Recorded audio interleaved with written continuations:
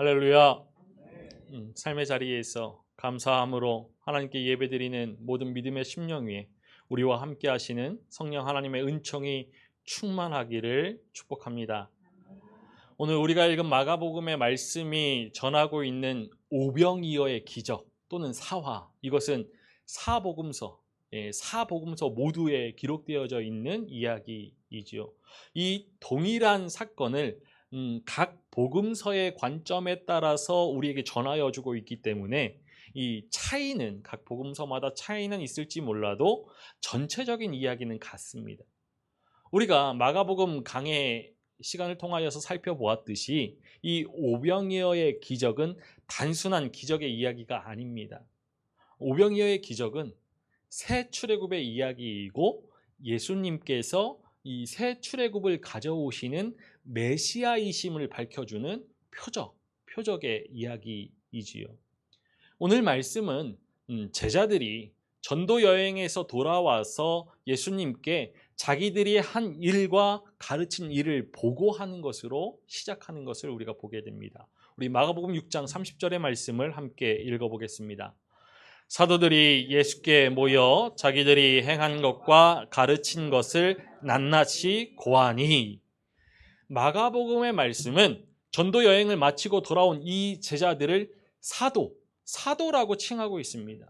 이 마가복음에 딱 한 번 사용되어지는 이 사도들은 우리가 잘 알고 있듯이 헬라어로 아포스톨로스라고 합니다. 아포스톨로스, 보내심을 받은 자들이라는 뜻이지요. 12제자는 더러운 귀신을 제어하는 그 권능을 받고서 나가서 회개를 촉구하며 많은 귀신들을 쫓아내고 병자들을 기름을 발라서 고쳤습니다. 제자들은 구원의 은혜의 해를 선포하면서 하나님의 나라가 이 땅에 임하였음을 전하여 주고 병든 자를 고치며 귀신 들린 자들을 온전케 하였죠. 이 제자들의 사역을 단 한마디로 요약한다면 생명살림이라고 이야기할 수 있을 것 같습니다. 예수님에 의해서 파송받은 12사도들은 이 전도 여행에 돌아와서 신기한 기적 그리고 역사들, 이것들을 들뜬 상태로 예수님께 이야기하느라 정신이 없었을 것입니다. 어쩌면 자신들이 그토록 기다렸던 고대하였던 메시아의 왕국이 곧 올 것이라는 그 기대가 하늘 높이 치솟았을지도 모르지요. 제자들의 이 전도 여행의 결실과 더불어서 예수님의 이름이 곧 유명해지고 제자들 또한 예수님을 따르는 그 무리로 세간에 점점 그 이름을 알리기 시작했을 것입니다. 세례 요한을 목베어 죽인 헤롯 왕조차도 혹시나 세례 요한이 되살아난 것은 아닐까 두려워할 정도로 예수님의 소문과 예수님의 인기는 이 갈릴리 전역의 삽시간에 알려질 만큼 그렇게 가히 폭발적이었죠. 제자들은 이제 예수님을 따라다니던 일개 작은 무리가 아니었습니다. 모든 사람의 시선을 한 몸에 받게 된 예수님과 똑같은 그러한 공인이 된 것이죠. 그런데 제자들의 들뜬 모습과 달리 예수님께서는 제자들에게 아주 차분하게 말씀하시죠. 우리 31절의 말씀을 읽어보겠습니다. 이르시되 너희는 따로 한적한 곳에 가서 잠깐 쉬어라 하시니 이는 오고 가는 사람이 많아 음식 먹을 겨를도 없음이라. 열심히 일한 후에 휴식은 당연한 듯 하지만 제자들을 한적한 곳으로 이끄시는 예수님의 의도는 다소 복합적입니다. 예수님은 이 제자들의 그 부푼 마음에, 들뜬 마음에 제동을 걸고 계신 것이죠. 예수님께서 이 제자들을 한적한 곳으로 이끄신 까닭은 냉정하게, 고요하게 그들의 사명을 성찰할 기회, 자신을 점검할 기회를 제공하려는 것입니다. 예수님께서는 많은 무리가 따르는 그 상황 속에서도 늘 한적한 곳을 찾아가서 홀로 머무셨죠. 홀로 하나님 앞에 서는 그 시간이야말로 복잡한 사역에서 벗어나서 하나님의 뜻에 자신을 조율하고 지친 심신에 하나님의 평화를 가득히 채우는 시간입니다. 그러니까 이러한 시간이 제자들에게 필요한 것을 아시고서 한적한 곳에 가서 잠깐 쉬어라 라고 명하시는 것이죠. 그런데 한적한 곳에 가서도 제자들이 쉴 수가 없습니다. 많은 사람이 발걸음을 재촉하여서 그곳으로 몰려왔기 때문이죠. 전도 여행으로 제자들의 마음이 한껏 고양되었을 테지만 그 육신은 지쳤을 것입니다. 한적한 곳에 가서 잠깐 쉬어라 명하시는 예수님의 말씀에 그동안 가져왔던 긴장도 풀렸을 것이죠. 그런데 많은 사람이, 무리가 이 한적한 곳까지 몰려드니까 제자들의 마음에 불평과 불만이 가득 찼을지도 모르겠습니다. 무리들을 바라보는 그 제자들의 눈빛이 따뜻하지만은 않았을 테죠. 예수님과 함께 떠들며 살았던 제자들의 삶, 그 삶은 늘 위태로웠습니다. 누군가가 먹을 것을 준비해 놓고 기다리는 것도 아니었고, 오라고, 환영하면서 오라고 하는 그러한 곳이 있는 것도 아니었죠. 그래서 그 제자들은 먹을 수 있을 때 배불리 먹고 또 비상시를 대비하여서 음식을 따로 챙겨 두어야 했습니다. 그렇기 때문에 이렇게 전도 여행에서 돌아온 그들은 몹시도 시장했을 것입니다. 무엇이라도 간단히 먹고서 잠시라도 편히 쉬고 싶었을 때죠. 그런 제자들에게 이 무리는 참으로 불편한 존재들이었을 것입니다. 그러나 예수님은 목자 없는 양과 같은 그들을 보고서 깊은 연민을 느끼시죠. 우리 34절의 말씀을 함께 읽어보겠습니다. 예수께서 나오사 큰 무리를 보시고 그 목자 없는 양 같음으로 인하여 불쌍히 여기사 이에 여러 가지로 가르치시더라. 예수님은 그들을 불쌍히 여기시죠. 그들은 지도자도 왕도 없는 그러한 민족이었습니다. 목자 없는 양, 이것은 지도자나 왕이 없는 이스라엘을 설명할 때 쓰이는 그런 일반적인 성경의 표현입니다. 오늘 본문의 앞선 상황에서 헤롯은 갈릴리 바다 남쪽 끝에 있는 그런 왕궁에 있었을 것으로 추정합니다. 친구들과 함께 술을 마시고 예쁜 여자들을 희롱하고서 예언자들을 처형했죠. 그 자리에 있는 그 헤롯 왕의 신복들은 아주 잔인한 욕심 많은 폭력배들입니다. 그러나 지도자를 절실하게 필요로 하는 그의 백성들은 목자 없는 양과 같이 여기에 있습니다. 백성들은 로마 체제에 의해서 수탈당하고 박해받는 처지였기 때문에 먹고 살기도 어려웠을 뿐만 아니라 병이 들어도 치료받기 어려웠죠. 무엇보다도 그 인생의 미래에 대한 소망조차 가질 수 없었습니다. 예수님은 그런 백성들의 삶을 깊이 공감하시죠. 우리 36절의 말씀을, 마태복음 9장 36절의 말씀을 함께 읽어보겠습니다. 무리를 보시고 불쌍히 여기시니 이는 그들이 목자 없는 양과 같이 고생하며 기진함이라. 마태복음이 전하여 주듯이 마가복음은 이런 예수님의 마음, 불쌍히 여기시다라는 그 마음을 헬라어로 스플랑크니조마이라는 단어를 사용합니다. 불쌍히 여기다, 측은히 여기다, 마음속에서 움직이다라는 뜻으로 단순히 안쓰러운 그러한 마음을 넘어서서 애간장이 끊어지는 듯한 아픔, 애간장이 끊어지는 듯한 그 아픔을 표현하는 말이죠. 예수님은 목자 없는 양과 같은 그 무리를 바라보시면서 창자가 끊어지는 듯한 그 마음으로 무리들을 바라보시며 그들을 맞이해 주십니다. 하나님 나라를 전하시고 또 병고침을 받아야 할 그 사람들을 고쳐주시죠. 그리고 예수님의 긍휼로 인하여서 이 목자 없는 양과 같은 그 무리의 가슴 속에 희망의 빛 한 줄기를 심어 주시죠. 어느새 날이 저물기 시작하니까 제자들의 마음이 다급해집니다. 그래서 예수님께 나와서 건의하죠. 우리 마가복음 6장 35절과 36절의 말씀을 읽어보겠습니다. 때가 저물어가매 제자들이 예수께 나와 여짜오되 이곳은 빈들이요 날도 저물어가니 무리를 보내어 두루 촌과 마을로 가서 무엇을 사 먹게 하옵소서. 그런데 이때 제자들의 말을 들은 예수님께서 뜻밖의 이야기를 전해주시죠. 우리 37절 상반절의 말씀만 읽어보겠습니다. 대답하여 이르시되 너희가 먹을 것을 주라 하시니. 너희가 먹을 것을 주라. 제자들의 입이 떡 벌어졌을 것입니다. 무리를 빨리 해산시키고 그 자신들의 줄인 배를 채우고 싶은 그런 제자들의 마음이 너무도 조급했을 것이죠. 제자들의 속상한 마음을 애써 달래면서 논리적으로 예수님의 말씀을 반박하였습니다. 우리 37절 하반절의 말씀을 읽어보겠습니다. 여짜오되 우리가 가서 200데나리온의 떡을 사다 먹이리이까. 때는 저녁이었고 장소는 한적한 곳, 곧 빈들이었습니다. 광야이죠. 허기진 저녁 시간에 병들고 가난한 이 5천 명의 무리를 한 끼 식사를 어떻게 해결할 수 있을까?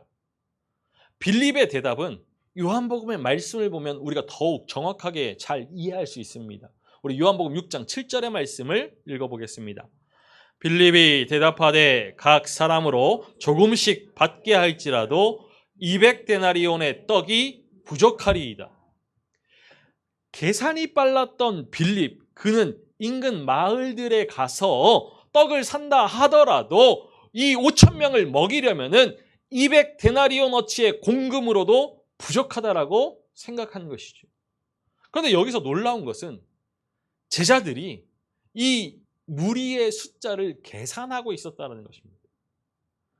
스승이신 예수님의 이름이 세상에 알려지기 시작하고 이 제자들 역시도 유명세에 시달리기 시작하니까 얼마나 많은 무리가 자신들을 따르고 있는지 계산해 보았다는 것이죠.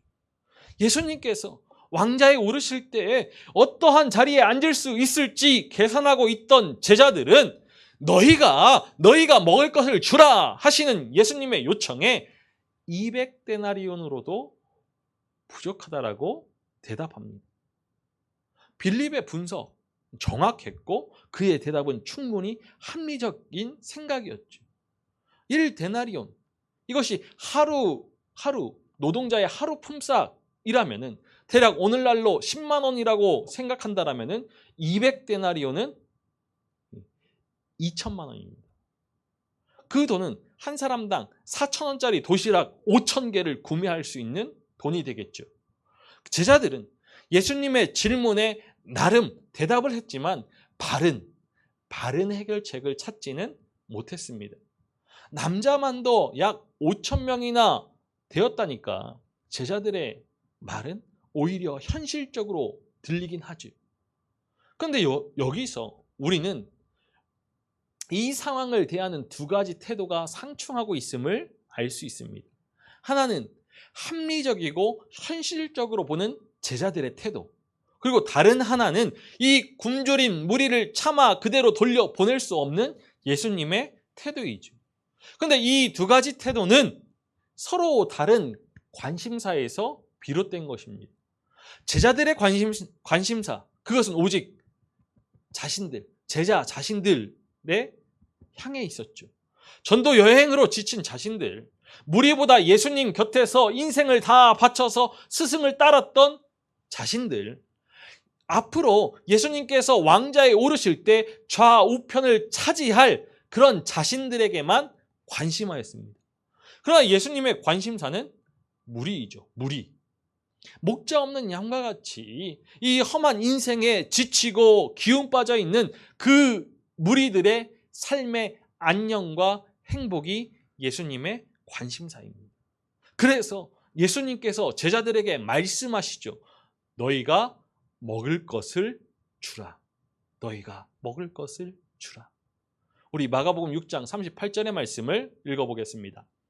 이르시되 너희에게 떡 몇 개나 있는지 가서 보라 하시니 알아보고 이르되 떡 5개와 물고기 2마리가 있더이다 하거늘.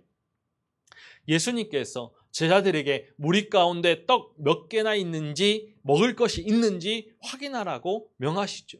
제자들은 떡 5개와 물고기 2마리 이렇게 오병이어가 있음을 보고합니다. 예수님은 여전히 놀란 표정을 짓고 있는 이 제자들에게 이 무리를 사람들을 한 100명씩 50명씩 때를 지어 앉게 하라고 지시하셨습니다. 마가복음의 말씀은 39절의 말씀은 이들이 푸른 잔디에 앉았다라고 하죠. 푸른 잔디는 봄을 떠올리게 합니다. 이 봄에는 잔디가 빠르게 자라다가 5월이 되어서 비가 멈추고 장렬하는 태양빛이 내리쬐면은 이 잔디는 말라버립니다. 이러한 배경을 보면은 우리가 이 사건, 이 광야의 오병이어가 일어나는 이 사건은 6월절 무렵임을 알 수 있죠. 요한복음은 이 오병이어의 기사를 전하여 주면서 유대인의 명절인 6월절이 가까운지라라고 우리에게 전하여 주고 있습니다. 그래서 하나님께서 이 이스라엘 백성들을 출애굽시켜서 이 광야를 거쳐서 약속의 땅으로 이끄신 6월절을 기억하게 하죠. 이 6월절을 기억하게 되면은 광야를 떠올리게 하고 또 하나님께서 이 출애굽 공동체에게 만나 하늘의 빵을 먹이셨던 그 사건을 기억하게 합니다. 6월절, 광야, 만나 이것이 연상으로 기억되게 하는 것이죠. 출애굽 공동체에게 내렸던 만나는 생명이 충만해지는 그 하늘 잔치라고 우리가 이야기할 수 있습니다. 애굽을 빠져나온 이스라엘 백성들은 이 광야 생활 초입부터 당장 먹고 마시는 그 어려움을 경험하게 되니까 모세를 원망하였습니다. 모세가 어려운 처지에 빠지게 되니까 하나님께서 특별한 방식으로 이 문제를 해결해 주시죠. 아침에는 만나가 하늘에서 내려오게 하시고 저녁에는 메추라기가 내려와서 그들이 진을 치고 있던 광야의 지천으로 널려있게 되었습니다. 이스라엘 백성들은 이 광야 시절을 만나와 메추라기를 40년 동안 먹으면서 버텨낼 수 있었죠. 이 경험이 이스라엘 민족에게 얼마나 강렬한 기억이었을지, 강렬한 사건이었을지 두말할 필요가 없습니다. 우리 마가복음 6장 41절의 말씀을 읽어보겠습니다. 예수께서 떡 5개와 물고기 2마리를 가지사 하늘을 우러러 축사하시고 떡을 떼어 제자들에게 주어 사람들에게 나누어 주게 하시고 또 물고기 2마리도 모든 사람에게. 이제 예수님께서 하늘을 우러러 축사하시고 떼어 나누어 주신 이 생명의 나눔에 12바구니가 남았고 이 떡을 먹은 남자가 5,000명이었습니다. 사람들은 우리가 흔히 이 오병이어의 숫자에 집중하죠. 떡 5개, 물고기 2마리, 그리고 5,000명, 그리고 12광주리. 하지만 이 숫자들에는 비밀이 있습니다. 비밀. 떡 5개와 물고기 2마리, 이 5과 2를 합치면 7이 됩니다. 7은 7은 완전수이죠. 그리고 부스러기가 12광주리였습니다. 12도 역시 완전수로 이스라엘 12지파를 생각하게 합니다. 그리고 성인 남자만 5,000명. 이 5,000명이라는 표현은 유대인들의 일반적인 계수 방법입니다. 숫자를 세는 방법입니다. 익명의 다수를 가리킬 때 이 5,000명이라는 표현을 사용하죠. 그러니까 5와 2 그리고 12, 5,000 이 숫자들은 새 출애굽의 메시아이신 예수님께서 이 계신 곳에서 일어나는 그러한 생명의 기적, 이 생명의 잔치가 얼마나 충만하고 온전한 것인지를 나타내기 위해서 쓰여진 것입니다. 이 숫자에 이러한 비밀이 담겨져 있는 것이죠. 떡 5개와 물고기 2마리로 이렇게 5,000명을 먹이신 이 오병이어의 기적은 예수님의 그러한 신적인 능력을 통하여서 일어난 기적이 아니라 이 제자들과는 대조되는 목자 없는 양과 같이 고생하면서 기진한 그 무리를 불쌍히 여기신 예수님의 그 마음에서 비롯된 생명의 기적입니다. 이 생명의 기적의 결과 다 배불리 먹었다. 다 배불리 먹었다. 이 42절의 이 말씀은 이 벳세다 광야에서 무리가 경험한 구원의 체험을 나타낸 표현이죠. 그들의 지치고 고난 인생은 그 인생의 상황 속으로 깊이 젖어 들어가서 그 무리와 하나가 되려는 예수님의 마음이 이 무리의 마음 깊은 곳에서 만족이라는 생명의 기적을 불러 일으킨 것입니다. 다 배불리 먹었다. 그런데 이 앞서 말씀드렸던 광야의 만나 사건에는 두 가지 특징이 결합되어져 있습니다. 하나는 먹는 문제의 해결이죠. 우리 인생 자체가 하루하루 먹고 살아가는 그러한 생명의 양식을 찾는 과정이라 해도 과언이 아니죠. 인류의 역사는 이런 먹고 사는 문제의 그런 발전으로 역사가 진행되어져 왔습니다. 지금 시대는 최소한 성실하게 노력하고 살아간다라면은 먹고 사는 문제가 쉽게 해결되는 듯이 보이지만 그래도 언제나 이렇게 먹고 사는 문제, 이것은 늘 불안이고 염려이며 걱정의 거리이죠. 이렇듯이 이스라엘 백성들이 이 광야에서 이 만나를 구원으로 경험했다라는 것, 그것은 먹고 사는 그 문제가 생명의 존폐를 결정짓는 그러한 인생의 상황 가운데에서 만나가 자신들의 생명의 양식이 되었다. 이 생명의 양식이 구원이다라고 말하는 것이죠. 그리고 다른 하나는 모세의 카리스마입니다. 카리스마. 이스라엘 백성들에게 모세는 절대적인 인물이죠. 모세는 막강한 제국이었던 애굽의 바로와의 대결에서 당당히 승리한 인물이었습니다. 이 홍해를 가르고 광야에서 많은 기적을 표적을 행했던 모세였죠. 더욱이 이 만나 사건은 모세의 카리스마를 확인시켜주는 사건이었습니다. 이로 인하여서 모세는 이스라엘 역사를 통틀어서 최고의 지도자가 되었죠. 예수님 당시에 이스라엘은 이렇게 모세와 같은 지도자가 나타나서 먹고 사는 문제로부터 시작하여서 로마 제국으로부터 해방되는 그 문제까지 일시에 모든 것을 해결해 주기를 원했습니다. 정치적인 메시아를 갈망했죠. 무리는 예수님을 바라보니까 그러한 희망의 빛을 보기 시작한 것입니다. 우리 요한복음 6장 14절과 15절의 말씀을 읽어보겠습니다. 그 사람들이 예수께서 행하신 이 표적을 보고 말하되 이는 참으로 세상에 오실 그 선지자라 하더라. 그러므로 예수께서 그들이 와서 자기를 억지로 붙들어 삼으려는 줄 아시고 다시 혼자 산으로 떠나 가시니라. 오병이어의 사건을 본 당시 무리는 예수님이 자신들이 그토록 갈망하던 메시아이심을 확신했습니다. 오병이어는 이 광야의 만나 사건처럼 먹는 문제를 해결했기 때문이죠.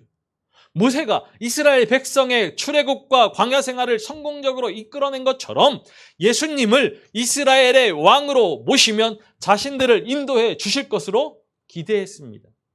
이러한 생각을 품고서 많은 무리가 예수님을 쫓았지요.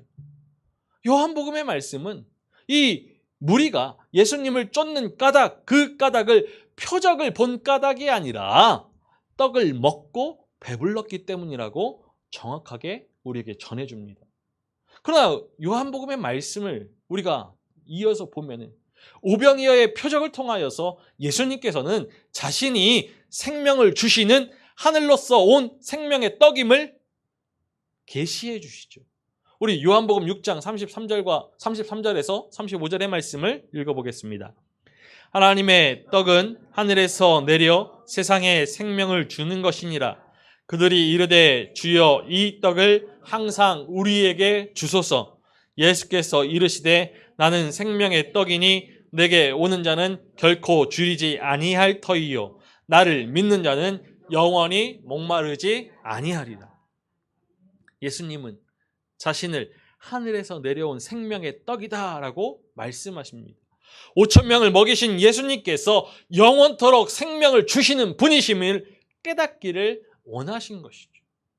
육신의 배고픔이 아니라 영적인 배고픔, 육신의 생명이 아니라 영적인 생명의 문제를 해결해 주시는 영원한 만족을 허락하여 주시는 분이 바로 예수님 자신이심을 깨우치고자 하신 것입니다. 떡 5개와 물고기 2마리를 통하여서 많은 무리를 먹이신 이 사건은 생명의 떡으로 이 땅에 오신 예수 그리스도로 말미암아서 새롭게 시작되는 새 시대, 하나님 나라, 이 메시아적 잔치의 풍성함을 보여주는 사건이죠. 보잘것없는 떡과 물고기였지만 예수님께서는 이러한 것들을 가지고서 무리를 풍성히 배불리 먹이셨습니다. 오병이어의 기적의 시발점, 그것은 무리를 바라보시며 긍휼히 여기시는 예수님의 마음이죠. 예수님은 긍휼로 목자 없는 양 같은 무리를 영적으로 깨우치시고 육적으로 먹이셨습니다. 그들의 삶 가운데 이미 임한 하나님 나라를 맛보게 하시고 구원을 누리게 하셨죠. 예수님께서 생명의 떡임을 알게 하시고 오직 예수 그리스도로 말미암아 풍성한 생명의 잔치를 누리게 하셨습니다. 오늘 이 시간 예수님께서 우리에게 말씀하시죠. 무리를 불쌍히 여기시는 그 마음으로 우리에게 부탁하십니다. 특별히 지난 주일 3주년 기념 감사주일로 주의 교회가 아름답게 지어져감을 감사했던 우리에게 말씀하십니다. 너희가 먹을 것을 주라. 너희가 먹을 것을 주라. 광야 같은 세상을 딛고 사는 우리에게 힘들고 지쳐서 무기력한 영혼들을 바라보라 명하시면서 너희가 먹을 것을 주라 말씀하십니다. 우리를 세우신 그 자리에서 샘물 되시는 예수 그리스도를 통하여서 생명의 풍성한 하나님 나라를 맛보고 있다라면은 우리의 만족으로, 우리만의 기쁨으로, 우리만의 감사로 그치는 것이 아니라 우리에게 있는 떡 5개를, 물고기 2마리를 가지고 나아가서 함께 나누라 부탁하시죠. 우리 손에 있는 것이, 우리가 가진 것이 비록 작다 할지라도 하나님 나라를 위하여서 내어 놓을 때 기름이 마르지 않았던 사르밧의 과부처럼, 그 그릇처럼 우리의 인생에도 풍성한 은혜가 채워질 것임을 약속하시면서 너희가 먹을 것을 주라 말씀하십니다. 구원이 절실히 필요한 이 세상에서, 광야 같은 세상에서 허덕이고 지쳐있는 그 인생들에게 생명의 양식 되시며 샘솟는 샘물 되시는 그리스도를 전하며 사랑을 전하고 소망을 전하며 믿음을 심어주어야 합니다. 하나님의 사람인 우리는 예수 그리스도의 권세를 부여받아서 이 땅에서 하나님 나라를 세워 나아가는 예수 그리스도의 제자이자 사도이며 전권대사입니다. 제자라면, 사도라면, 하나님의 사람이라면 한 영혼까지도 불쌍히 여기시면서 그들을 먹이시고 고치시며 다시 일으켜 세우시는 예수 그리스도의 마음으로 우리 주변의 영혼들을 살려야죠. 생명을 살려야 합니다. 광야 같은 세상을 살아간다 할지라도 우리는 함께 위로하고 격려하며 돌보는 하나님의 사람들이 되어서 그리스도의 사랑을, 구원의 복음을 증거해야죠. 우리는 그리스도의 사랑만이, 구원의 복음만이 낙심하고 상처받은 영혼들을 치유하며 무너진 인생을 일으켜 세우는 능력임을 믿기 때문입니다.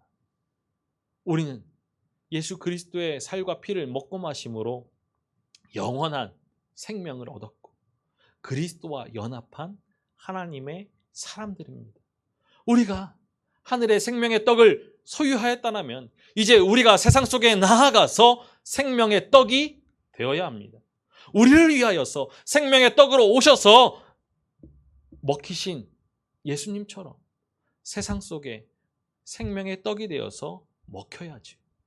우리의 삶이, 우리의 믿음이 우리의 이웃 형제 자매들에게 생명의 떡이 되어서 먹힐 때 슬퍼하는 영혼이 기뻐하고 눈물 짓는 영혼이 감사하며 한숨 짓는 영혼이 소망으로 일어서는 기적이 일어날 것입니다. 세상살이에 지치고 힘든 인생 가운데 생명으로 찾아오신 주님께서 수고하고 무거운 짐진 것들을 다 맡아주시고 사랑과 희락과 화평으로 우리의 인생을 다시 일으켜 세우신 것처럼 우리도 이웃과 형제자매들의 삶을, 그 삶을 사랑하고 함께 기뻐하며 더불어 살아가는 하나님의 나라를 세워가야 합니다. 무리를 바라보시며 불쌍히 여기시는 그 그리스도의 마음으로 사랑을 나누고 소망을 전하며 믿음을 심을 때 풍성한 하늘의 생명을 나눌 때 생명의 잔치가 우리의 삶의 자리에서 가득 열릴 줄로 믿습니다. 영원한 풍성한 생명의 잔치에 초대하시는 그리스도의 사랑의 음성에 응답하면서 너희가 먹을 것을 주라 명하시는 주님의 말씀에 순종하여 사랑을 나누고 생명을 살리는 하나님의 사람이 되기를, 우리가 되기를, 주의 교회가 되기를 주님의 이름으로 간절히 축원합니다.